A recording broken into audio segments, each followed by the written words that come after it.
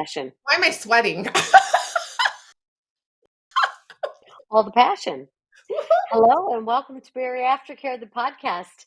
And this is an unscheduled podcast because it is with a woman who has more passion than anybody I know. And so she contacted me after hearing the podcast last week, the one called A Healthy Lifestyle at Any Size, which just dropped on Tuesday. And she texted me, she being Laura Preston. Hi, Laura. Hi. She texted me right away and she says, all these texts in rapid fire, I'm just going to tell you what they were. The first one was preach! Exclamation point, exclamation point. This is fire with these fire pictures. This is my core. So much more than diet and exercise. So we talked and she's like, if you want somebody to banter about with this, I'm willing. I'm like, you are exactly the person to do this because Laura has been talking about this forever and ever and ever and ever.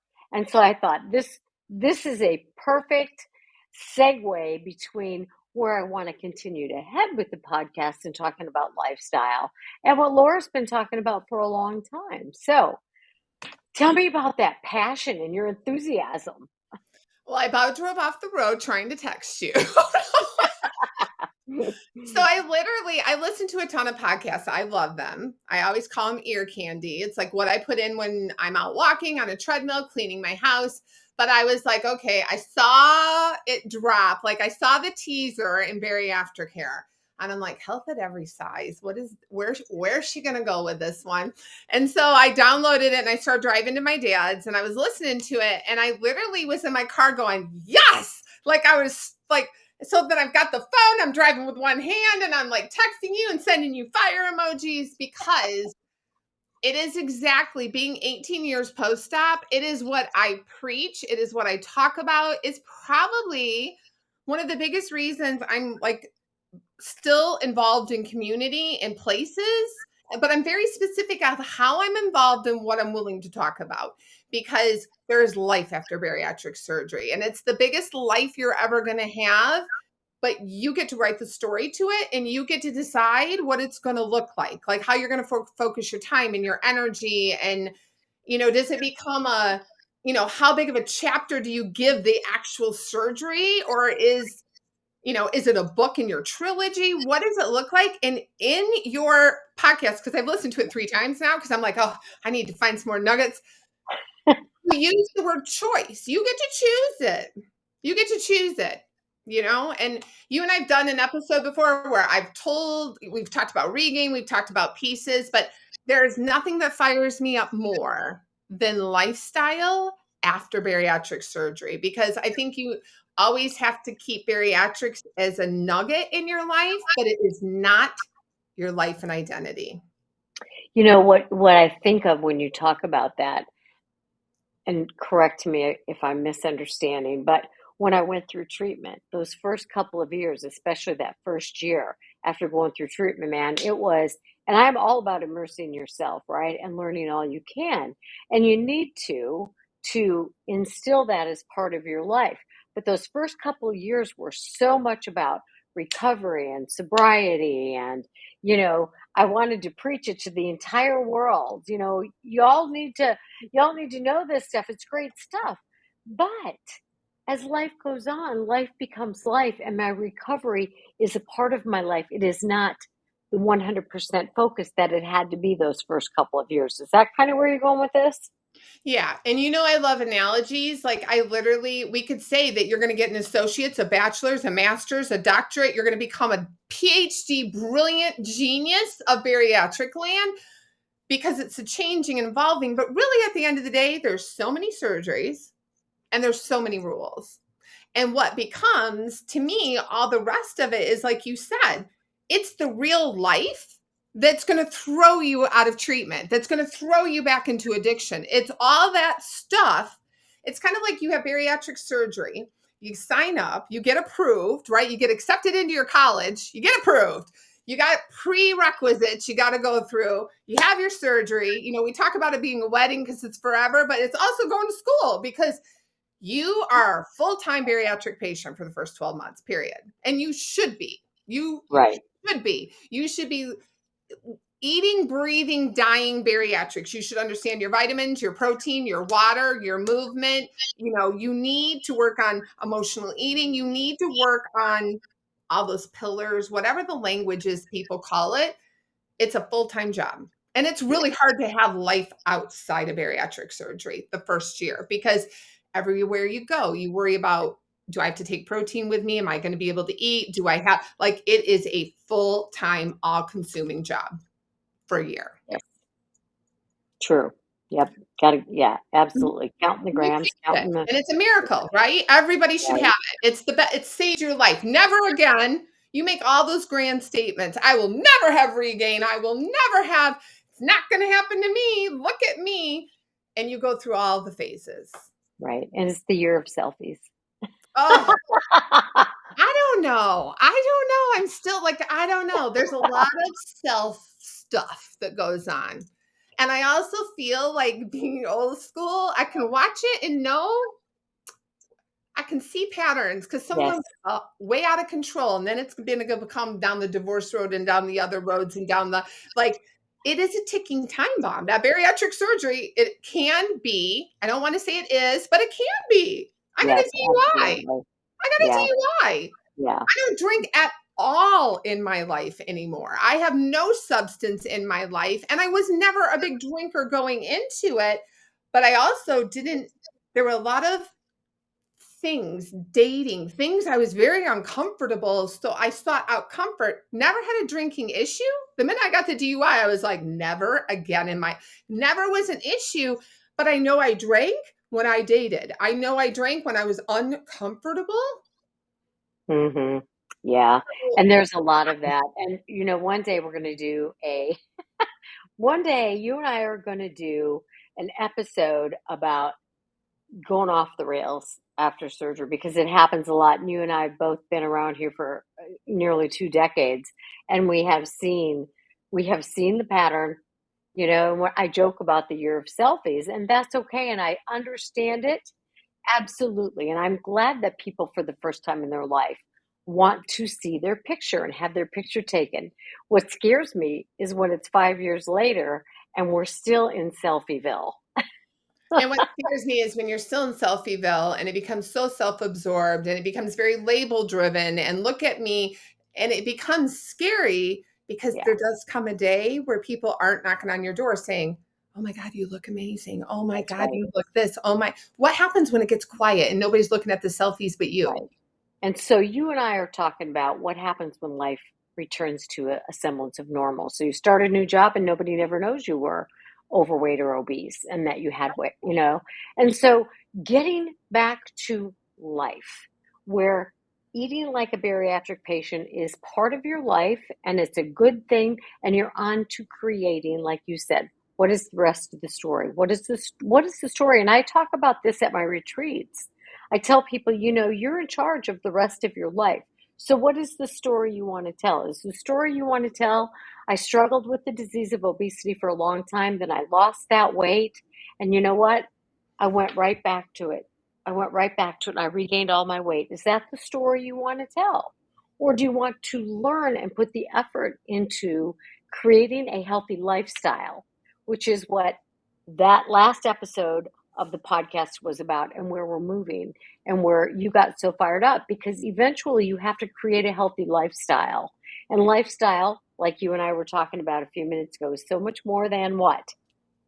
It's not the Food. number on the scale. It's not your weight. It's not your weight. It is not diet and exercise. If Right, you look up lifestyle, it does not say I eat keto and I'm a marathon runner. That's not what it says. right, That's not what your lifestyle is. It's how you live. right, It's how you walk through life. It's how you experience it. It's the people you surround yourself with it. It's how you spend your time. It's where you work. It's what you do. It's 24 hours a day is your lifestyle. It's how you right. sleep. It's where you sleep, what you sleep in. Like, it's the clothes you wear. It's all that stuff. It is. It absolutely is. And I think, and I pointed out in the episode, and you talk a lot about, is people get stuck in thinking of lifestyle as diet and exercise. And that is absolutely a part of it. And the bigger picture, where you and I are also in alignment is that this is about your ultimate health. And we choose lifestyle behaviors and people and activities and jobs and hobbies that bring us joy to have a healthy lifestyle, because a healthy lifestyle results in a healthy body. The the curing of diseases, the prevention of chronic diseases. And that's, I think, one of the really important messages that you live for and I live for. Mhm. And I also believe you have to remain a student of life, period. Like if you look behind me, like you should, like And me. when you sent me that book, I'm like, I love Christine Northrup, and her daughter's fabulous too. You should follow her daughter on Instagram, because when you talk about health, and if you did not listen to the podcast, you should stop this and go back and listen and come back and come forward and come rejoin the conversation. I just lost you. I don't even know. There you are. No, I'm Um, here. well, Are my you phone talking to rang and me? the whole screen Oh. went. Oh. So, anyways, like when you talk about health and you talk about wellness, and we talk about, it is diet and exercise in those pieces, but it involves all the pieces of your life. It involves the sleep you're getting in life. It involves, when you sent me that book, I just got fired up because she taught at the nutrition school I went to, Oh, because wow. it was whole being, like Kate Northrup. What is his name? The guy from Young Forever. He's involved with the Cleveland Clinic. Mark Hyman. All of them were huge instructors at the nutrition school I went to when I did my nutrition certification, because I wanted to understand food. I wanted to understand food. I just didn't want to know how many ounces of protein to eat and Right. how much water to drink. And then eat your vegetables and layer in, and don't eat sugar because you'll dump. No, food is medicine. Movement is medicine. You've said all these things Yeah. on these podcasts. It's all true. Sleep, like you said, is 80% of whether you can function and do any of the other things. So I feel like after that year of bariatrics, you stay a student and Yes. you deep dive into other categories. So maybe the root cause of some of your obesity might have been relationships, right? Could have been your childhood. It could have been a lot of things in relationships. So guess what? Year two, you get to go to school and get to go do some therapy. Find out why you're eating. Find out Yeah. why. Do some heavy digging and Go a dig little into that deeper. piece of it. Right. But I always feel like if you have an interest or a trouble or a problem, or you look for a solution and you get educated, and you can do it for free through podcasts, through books, libraries. It can be free.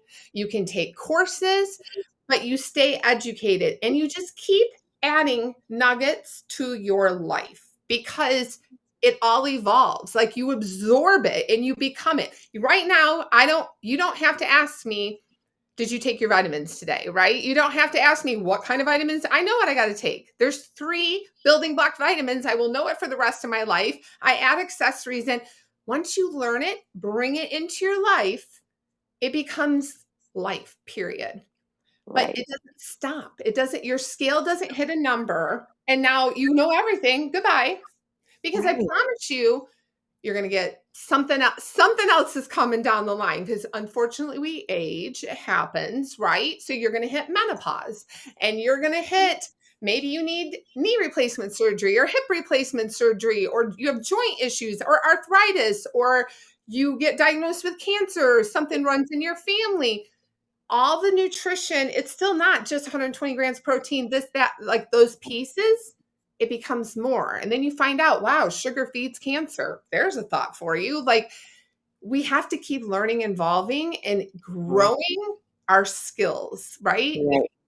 And we have to, like you said, and I said, and a lot of people are saying, well, I don't know if a lot of people are saying, because in bariatrics, when they say, you need to do the behavior changes, they're talking diet and exercise. We're Right. talking about lifestyle. And so last night, after I got off my treadmill while I was in book club, Right. right? I mean, yes. Anyway, So I started thinking more and more about this lifestyle thing. So I went to the World Health Organization. I went to Mayo Clinic and I went to, all the big places. And I was looking up how do people define what are the aspects of lifestyle? And I came upon this thing that I had never heard of before. And then I texted Laura again and I said, I have finally figured out what I want to do when I grow up. I'm 63, okay?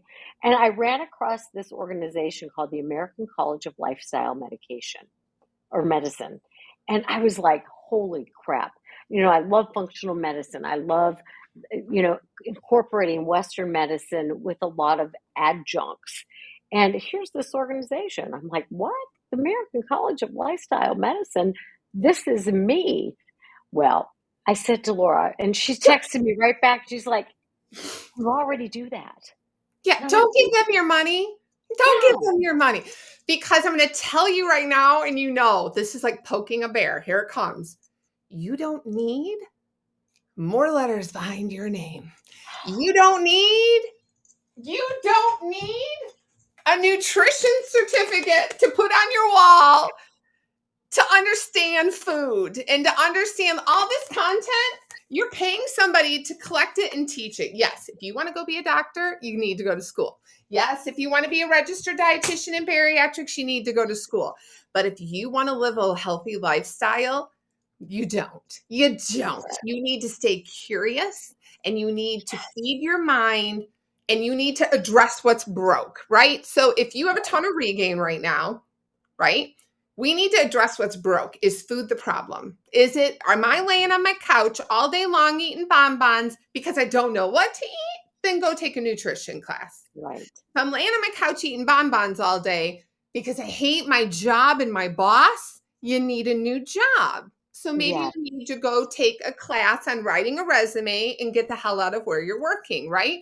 If you're eating bonbons, you need to address the problem and then go get educated to solve the problem. And that builds you a absolutely. better lifestyle. Absolutely. And that is what bariatric care is all about. And that is what the podcast is so much about. About, you know what? Do you have low self-esteem? Well, I can't stand up for myself. Then let's freaking learn how to do that. Right. And you can do that through a lot of these podcasts and from our Fuller Bariatric Care program. Because there are a lot, if you do a profile on like police persons, men and women, they have a lot of characteristics in common. If you do a profile on surgeons, they have a lot of characteristics in common, right? If you do a profile on bariatric patients, they have a lot of things in common, which are, maybe genetics, those kinds of things. But there are also, I don't know how to stand up for myself. I don't know how to set boundaries. There's a lot of childhood abuse and trauma within this community. Whether people want to acknowledge it or not, it exists. And that feeds into how we interact in the world and how we create our own lifestyle. So if we want to create a better, healthier overall lifestyle, then we need to learn the skills with which to do that. So yes, lifestyle absolutely includes what goes into your mouth. Healthy medicine is food. Lifestyle includes movement.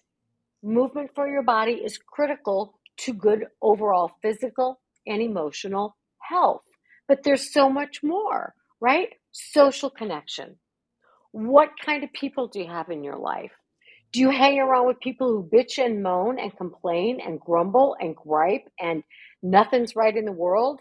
Or do you hang around people that go, you know what, this sucks and this sucks, but let's do this. What can I do in my life so that this is a little better? What kinds of things do you read, listen to, watch, music, garbage in, garbage out? Do you stay in dark, unpleasant? Do you watch terrible, awful news things all freaking day long? How do you think that's going to make you feel? Right? You Yeah, we need to know what's going on. But we don't have to live there. Go ahead. well, your lifestyle pre-bariatric surgery cannot be your lifestyle after. It can't be. You can't go back to quote normal. Like once I get over this thing and I heal and I get off, pureed foods and stuff mechanical, I'm going to go back to you're not going, you can, but you're going to go back to what you look like.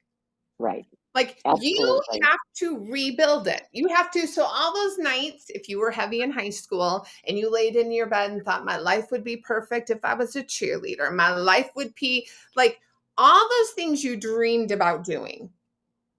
You have to put into action on how you're going to go chase down that life. You have to go put into action. If I had my life to do over, if I was born thin, right? What would that life have looked like? What would you have done? You would have been what? A school teacher? You would have been an actress. You would have gone into theater. Okay, maybe you're not going to quit your job and run away to New York and audition at 52 years old, but do you have a community theater?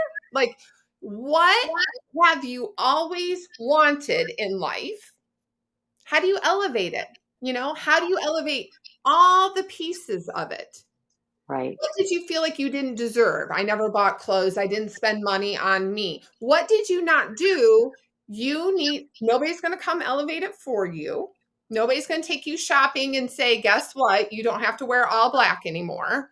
There's other colors in the rainbow, but you have the responsibility of doing Yes. it and exploring it and finding it. You get to create the new lifestyle. And it's every piece. It's where do you live? What do you value? Before you go on to all those pieces, because I do want to get to that in just a second, what you're saying, and I absolutely agree, you're talking about elevating your life and elevating your lifestyle. A little while ago, we were talking about doing that episode on that sometimes insanity that follows weight loss surgery. So we can do these things in a healthy way or an unhealthy way. So, for example, if you're like, you know what, I wish I'd have dated more in high school, or I wish I would have slept around a little bit, if that's what you wish, you think you were missing out on. Now, if you're married, it's Don't not do it. really a good Don't do idea to go relive that, right? Or, you know, what we see too often is people going wild and going crazy. And that is not healthy. We want to talk about developing a healthy lifestyle. it. So Right. determining what did I miss out on and how to get that met in a healthy way. 100%. And you do need to reel it in because if you want to go shopping and buy new clothes, you don't need to go to debt and go bankrupt and have to file bankruptcy because you've drowning in debt. Exactly. We've done it. Us old people out there in bariatric Yep. land because you're trying to buy and fill what wasn't before. Whether it's Yeah. alcohol, whether it's sex and relationships, whether it's shopping, it's all those cross addictions everybody talks about. But the point of it is you don't maintain, you did this surgery to feel healthy, to live a bigger life. Your lifestyle is going to change. Your Right. people are going to change. You should more than likely want more in Yes. some area of your life. Like I had a Yeah. huge And that's those pop. blinders that I talk a lot about. Blinders on about, I want to be thin. I want to be thin. I want to be thin. Life is about food and diet and food and diet and food and diet and food. No, take those blinders off and let's create a full life. So let's move on to those other areas, right? So social connection is one that I talked about. So we're talking about people you hang out with. So talk about that a little bit. Healthy or unhealthy?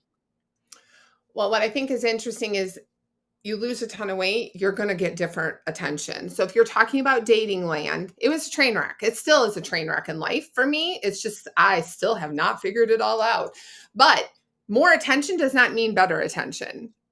It does not. Exactly. Quality has to matter. Love that. What is the life you're looking for? Just because more people give you attention and you might get a cat call or a whatever, that doesn't mean that's a guy you want to date. You know what I mean? Like you have to be selective. Same with friendships. Okay.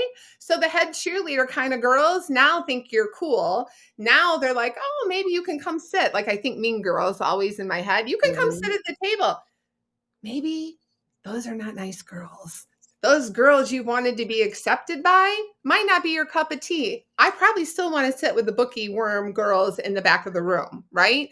So, Hmm. your community and the quality of people, you do need to elevate because the people that used to sit on the couch and order the pizza on Friday nights and never wanted to leave the house and they wanted to eat together and that's not, you do need to elevate. You need to choose other pieces of lifestyle. What I always say is if you're looking to build a community like relationship circle, elevate. Look for someone you admire. Look for someone that's living their best life out there who you might see on Instagram, you meet somewhere, you think they're interesting, but you're like, wow. I think right now I'm thinking about Casey, who you'd interviewed on the podcast. She just freaking went to Thailand and I she know. That was with so elephants. awesome. Like, if you didn't listen to that podcast and go follow her and you don't, like, to me, people that inspire you, you aspire to be, or not be them, but share qualities of their life, or break bread with them, or work out with them, or travel with them.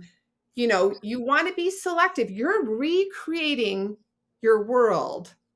Let me jump here with my psychological knowledge Mhm. here. A lot of times when we find ourselves hanging out with people who don't treat us well, or people who, you know, are not treating themselves well, right? A lot of times that's because we don't feel really good about ourselves, Mhm. right? And we're not going to hang out with people who are really stellar quality people if we feel lousy about ourselves. We're not going to date people who really treat us really well if we don't feel really good about ourselves. Let me share a little bit of a story here and how this kind of, you were talking about the cheerleader kind of thing, like, oh, I want to sit with the cheerleaders.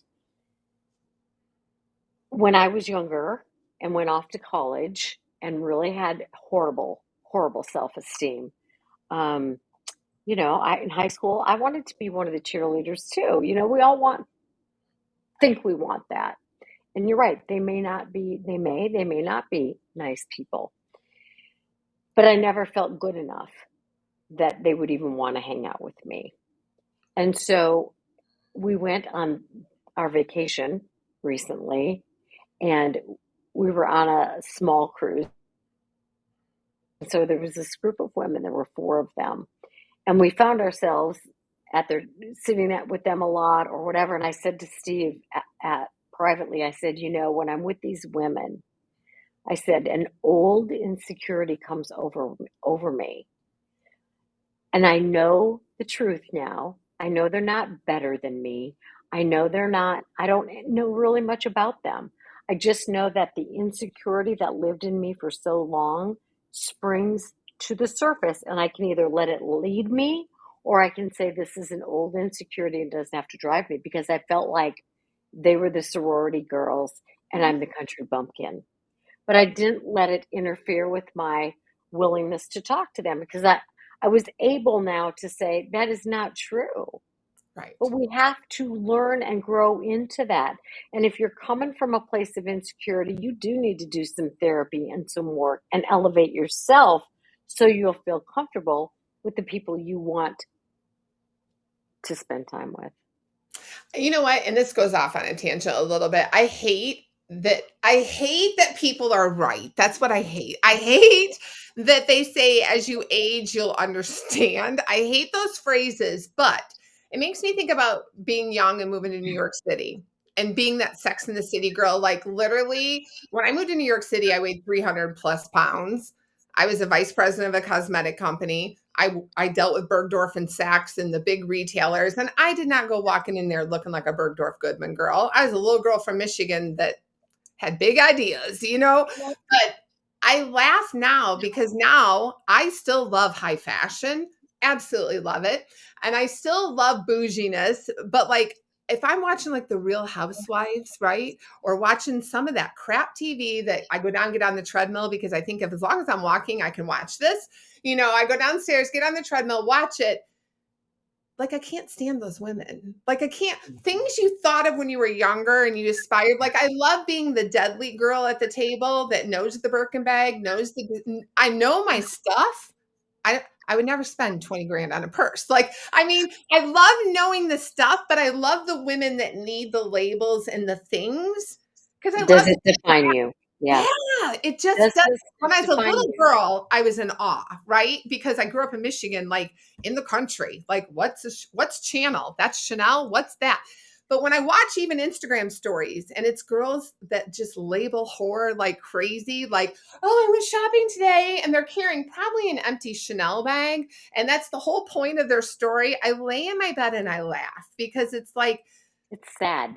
it makes me sad and it makes my heart hurt because I always wanted and aspired, like, oh, I just want to own one Chanel lipstick. You know what? It was made in the same plant that Maybelline was made at. And I know these things for facts. You know what I mean? Like, it's like the smoke and mirrors go away and it comes with age, unfortunately. Yeah. But our lives feeling insecure and inferior because of things that society labels. Yeah. Yeah. No. Well, and here's the differentiating factor, I think. There's nothing wrong with those nice bougie things, right? Right. If it's like, I just love Chanel, right? I'm not saying that for me because I don't know Chanel from Maybelline. Right. But if somebody really does love that and it's just like who they are and it doesn't make them feel okay because they don't feel okay, then let them have it. It's like if somebody has a ton of money and you take that money away from them and they are still a good, kind, quality human being, the money hasn't defined them. But if the Chanel bag makes me feel okay temporarily about myself, Yeah. and here's the thing with weight loss surgery, if you've got terrible self-esteem going in, you don't have automatic good self-esteem and feel good about yourself because you lose weight. But people automatically think they do because all of a sudden they're feeling good about themselves, and that's a good thing. But it's not a true sense of self-worth. And that's why you see the dive into the insanity, right? Yep. True, healthy self-esteem is developed and built, and it comes oftentimes with a lot of debt to a therapist, Yeah. financial. And that's where going back, right. And that's where going back, it's community. It's the people Mhm. you hang with. So who makes you feel good? Who makes you happy? Who makes you smile? Who makes you belly laugh? Like that's the kind of people who's going to make you push yourself to do a 5K, or who's going to make you elevate, not elevate in labels and worthiness and bougie, like who's going to enrich your life without price tags? That's right. Right. Who's going to celebrate you when you do something great and not talk behind your back and go, oh, geez. Who is there with you? Who's there saying, oh, yes, you are going to walk in this thing and I'm going to be right there with you? Right. Yeah. And the community, and it not only is it going to change after bariatric surgery, it's going to change as you age. It's going to change in life chapters. I'm in a different life chapter right now. And the people that show up or don't show up because they know I don't have the energy and I can't handle one more phone call and I don't want to talk about the day today, like it matters. Things shift. People I thought were my best friends, I worked with them, I lived, died, and breathed with them. They were nowhere near lifetime friends and investments. It was, you learn so much, again, age, experience, but just expect it will shift. You will have old diehards. I've known Connie forever. She's my diehard, right? There are Frank's race. We talk once or twice a year because life is insane. He's a grandpa. I'm taking care of a dog. We have different lives, but he's still my diehard. You know what I mean? Yeah. So, but Yeah. be open to new things. The adventures I'm Right. having with Wade and Gary and this New York Times best-selling author, nobody Ugh. could have told me. And that's my love of books. So your circles will change, but if you stay true to you Yeah. and the lifestyle you love, I have Wade and Gary in my life because of my love of books. Yes. you Yes. know, so Absolutely. So we have diet, exercise, and people. there What you else go. goes into a healthy lifestyle? Stress management. And here's the big thing that kills us. Literally, Dead. more diseases. This takes me back, way back before I even went to treatment. So I'm in sales. I'm listening to all kinds of sales tape because I've always, like you, been a learner, I want to learn everything I can possibly learn. So I'm listening to these sales tapes, and there's this area that keeps catching my ear and my attention. And at the time, it was called, and it's still called psychoneuroimmunology, but it was kind of a new field, even though it was back many, many, many millennia.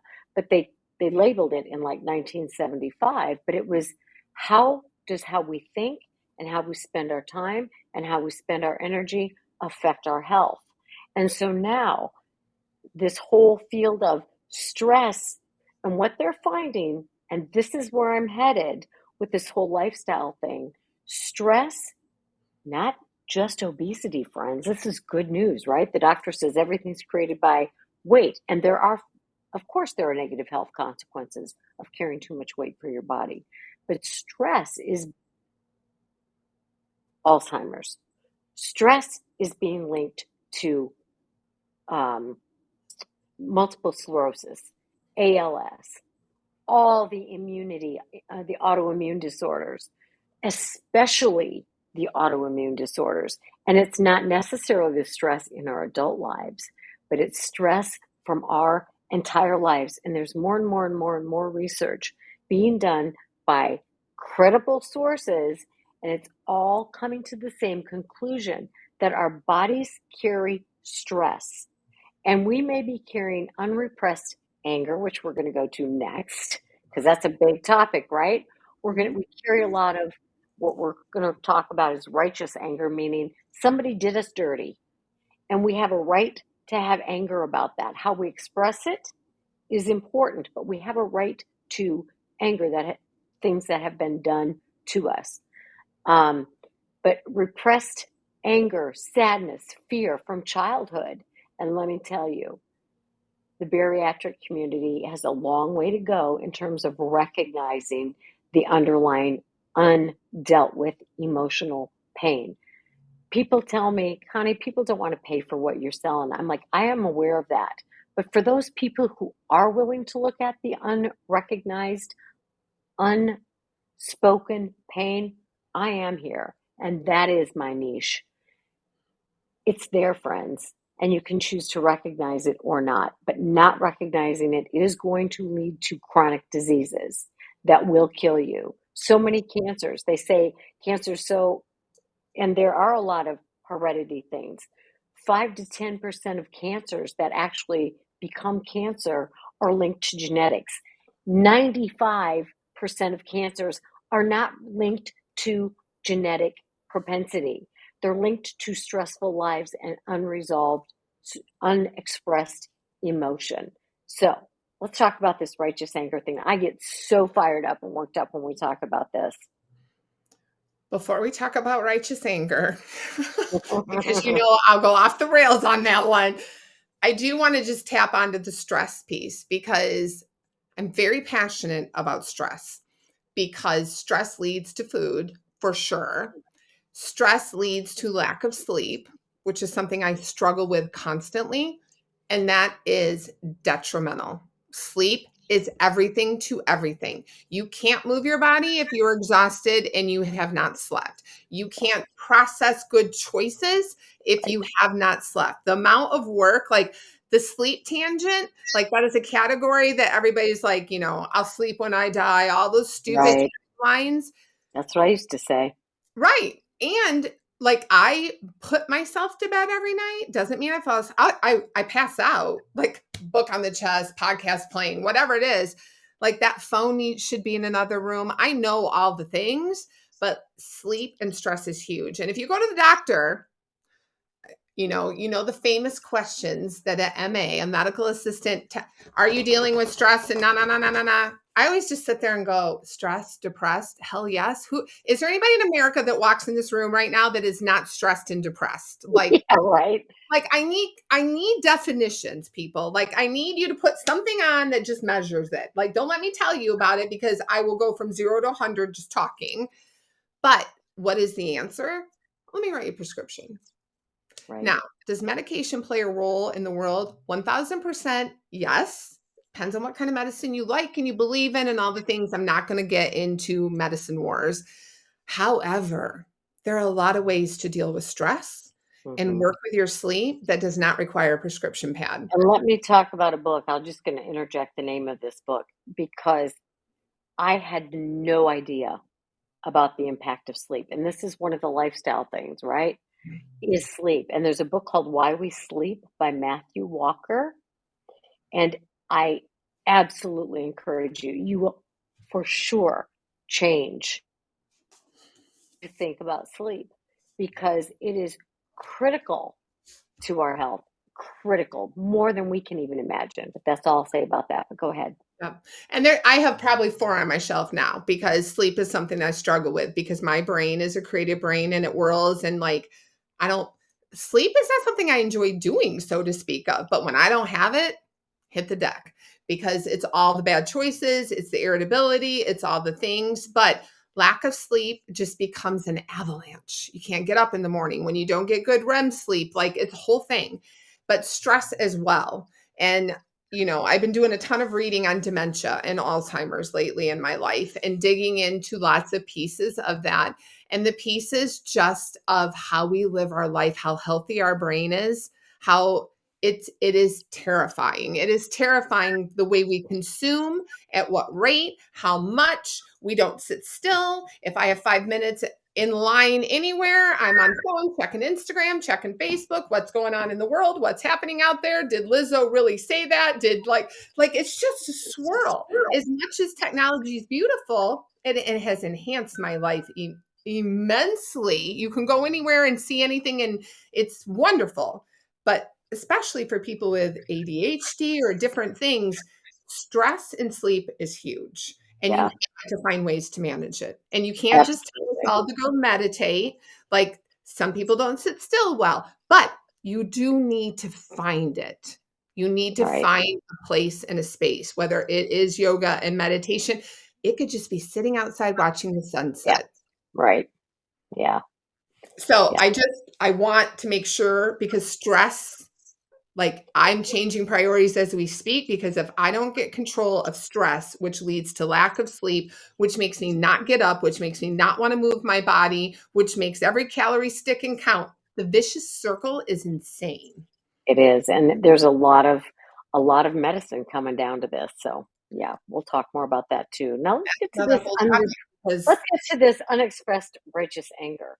okay, are you going to give me a crown? Because I should be the queen of unrighteous. Go. Right, yeah. Go.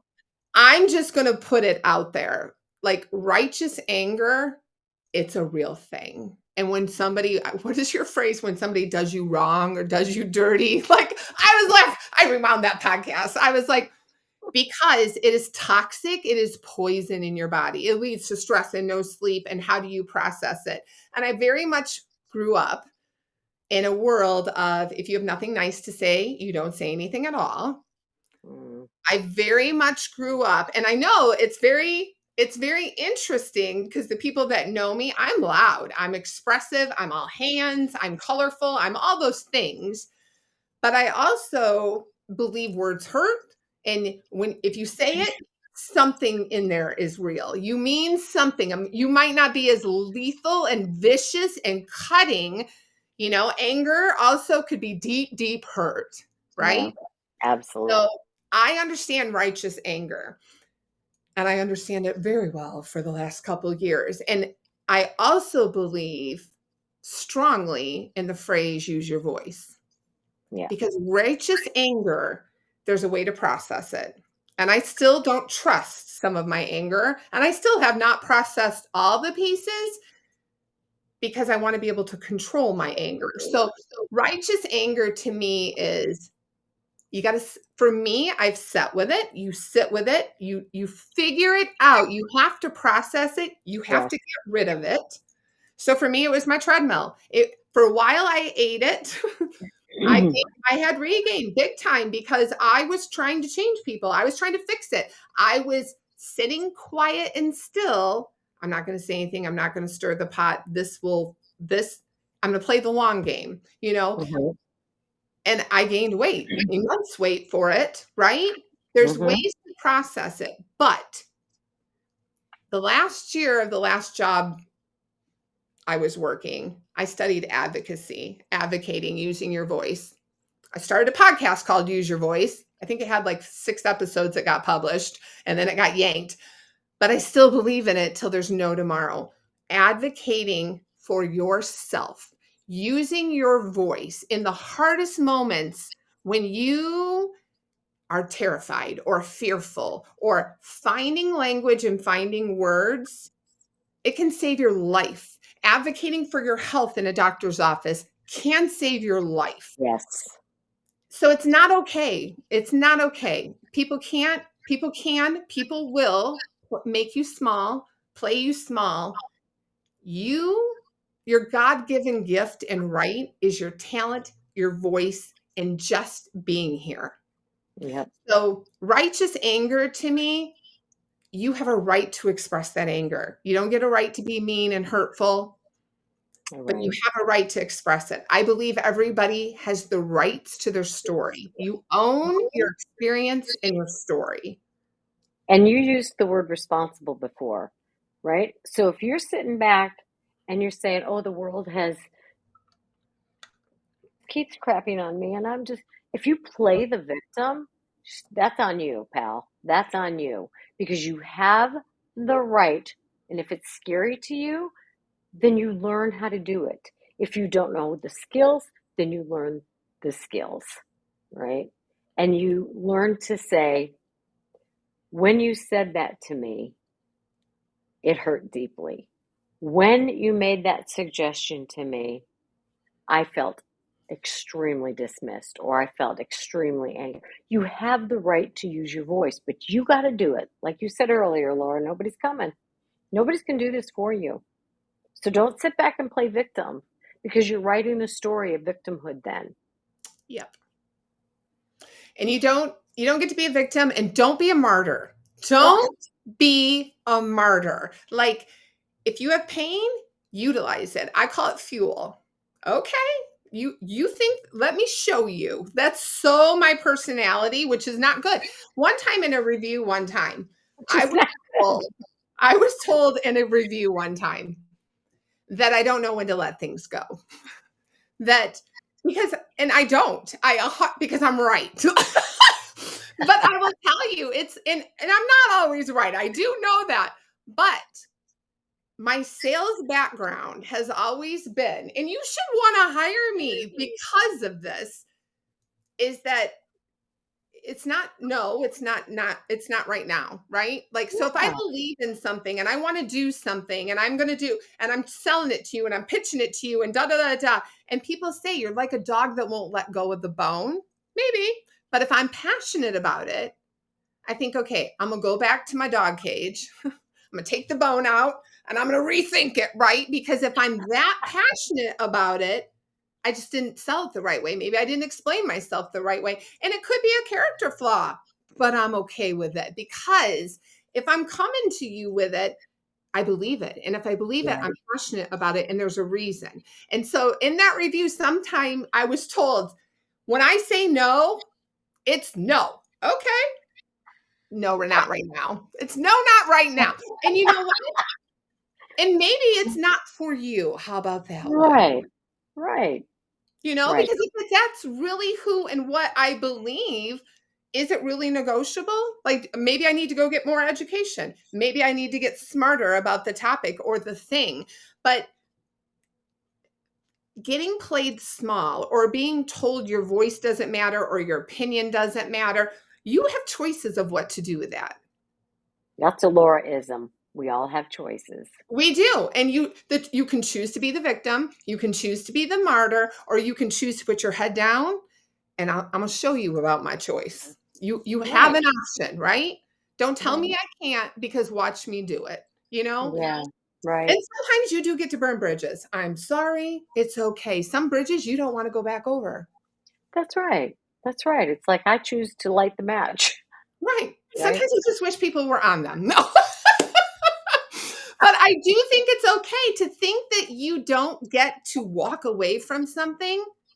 I mean, how heavy is that baggage for the rest of your entire Right, life? right. So let's talk about the things that I work with day to day. And you're right. There are things in the present. It could be a job, it could be a boss, it could be your spouse, it could be, a lot of things in the present are not okay.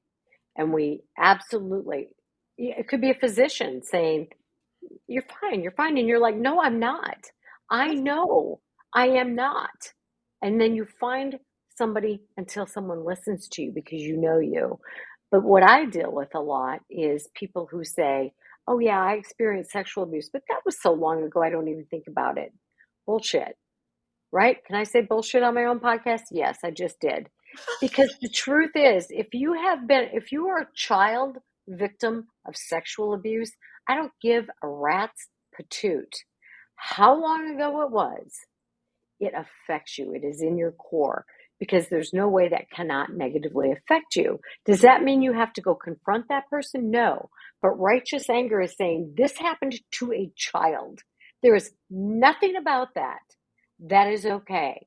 So my righteous anger is going to be, I'm going to talk about it to a therapist, or I'm going to write about it, and I'm going to say, it was wrong. It was absolutely wrong. This should not have happened to me. I don't have to go confront the person.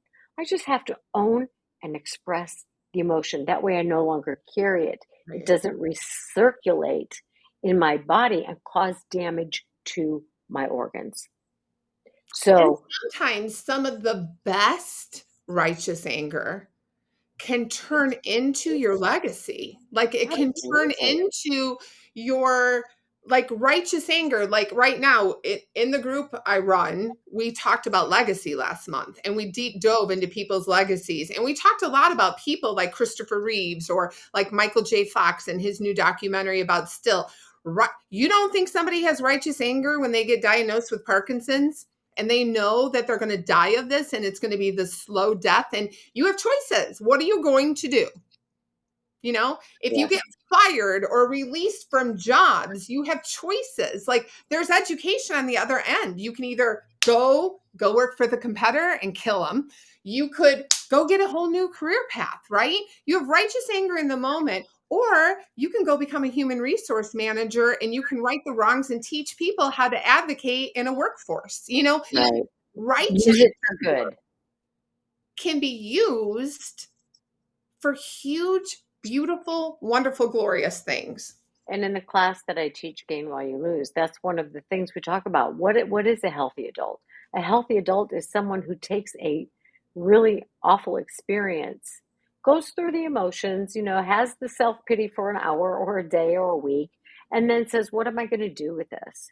How am I going to use this as a benefit to myself and or other people?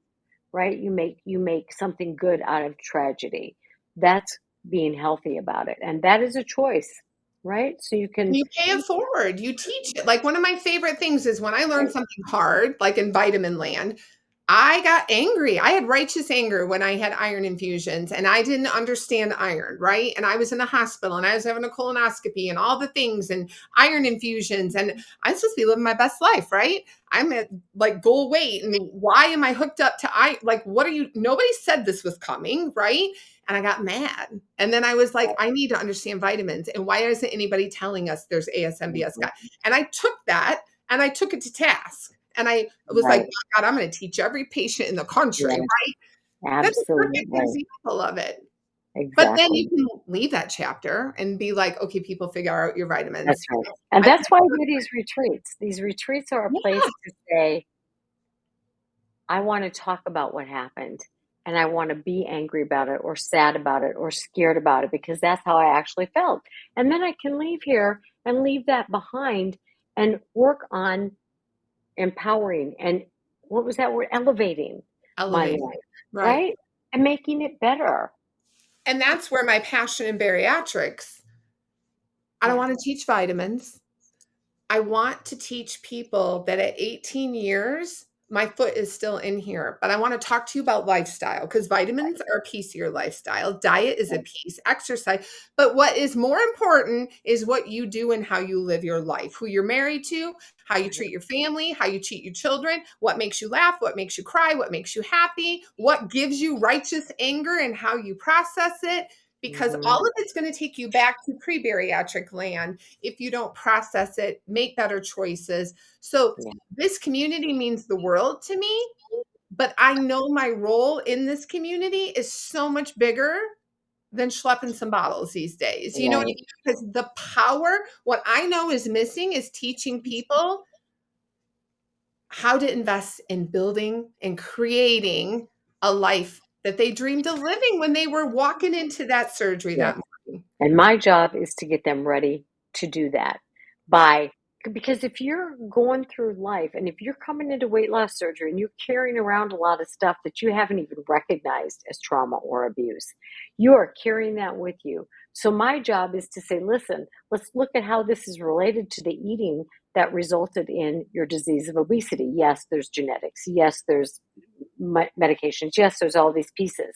But let's look at this piece that you have a choice about carrying with you for the rest of your life and hindering you from building this beautiful lifestyle that Laura's talking about, or is going to drag your butt back into the world you came from or a different unhealthy world. So let's be courageous, Yep. enough to learn. Oh, yeah, I was severely beaten as a child, but you know what? I deserved it. Bullshit. No. No child deserves to be hit with a belt. No. Let's talk about that so you don't have to defend it anymore because it's not defensible. Let's No. tap into that righteous anger, get rid of it, and then go to Laura Land and learn what kind of people do I want to surround myself in? What kind of adventures do I want to take? What can I do to find a belly laugh and joy and spend my life creating the beautiful legacy that I want to be known as? Because it's more in bariatric world than what you eat and exercise. And you have to prioritize it because sometimes life is dark and you might know all the things. You might know I know all these things. I know a lot about nutrition. I know a lot about fitness. I know a lot about whatever. But you know what? That light might be 30 minutes you have to yourself today, but you got to find it. You got to find it because there's definitely seasons. It's not just because you can create your land. I always laugh because I say Laura land because it's the little pink shiny bubble I want to live in, but you can create it, but it's not pink and shiny all the time. It is not. 99% of the time it's not, but you got to Mm-hmm. know that pink and shiny is going to come bouncing in. That's right. And you have to do your darndest to create it and look for those places where you can find that pink shininess, right? And you got to take some time to slow your ass down. And my place is I have a rickety old swing out in my back, right outside my office here, and I go and I lay down on it. The cat jumps up on my belly, the dog lays at my feet, and we swing and I look at the sky. And it's just I'm not good at sitting and meditating and quiet, but I am good at just laying on that swing and not Yep. just laying on that swing.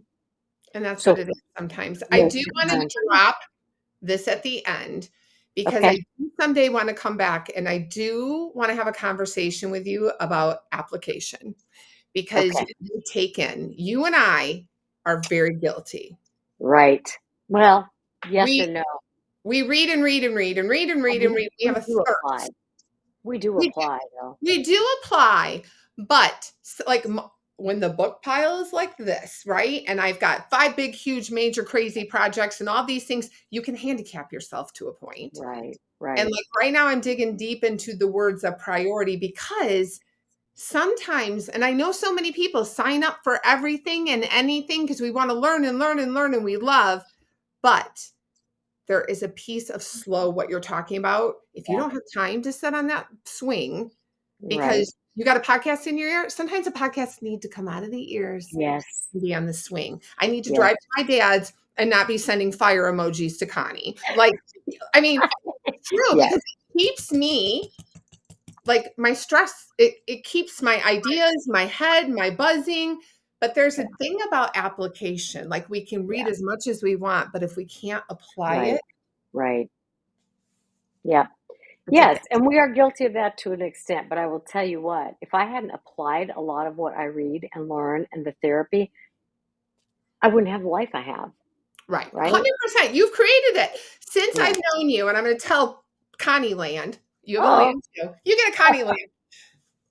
I remember you talking about we're buying this property, we're building this retreat center, we're going to have this, we're going to live there, I was back in the day where there was the apartment and the office caught on fire and like all, so oh, like we manifest things. We put things like my vitamin job, I manifested because I was so mad about vitamins. And then I kept, you do manifest and we do. One of the biggest things I think we both do is we pay it forward, because when we learn, we teach. Even if we Yeah. don't even know what we're talking about. Like a lot of times I'll learn something, but I will play it out. I'll dig it. Inside Berry Aftercare, we do daily takes. Right now I'm Right. talking about priorities. In my sisterhood, I talk as I read things, I share it. I don't even know how I feel about it. Maybe like, what do you think about it? And we play. So we do apply, but Hmm. sometimes I feel like the lessons need to be applied even a deeper. Like I need to Yeah. turn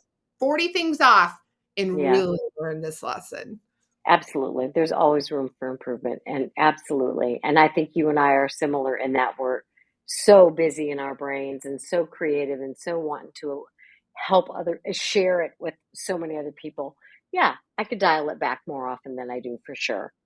And you're absolutely right when you say we can learn everything and know everything but apply nothing. And I have a friend who will invariably give me the right answer, right? We'll be talking about something and she's got the right answer for her life.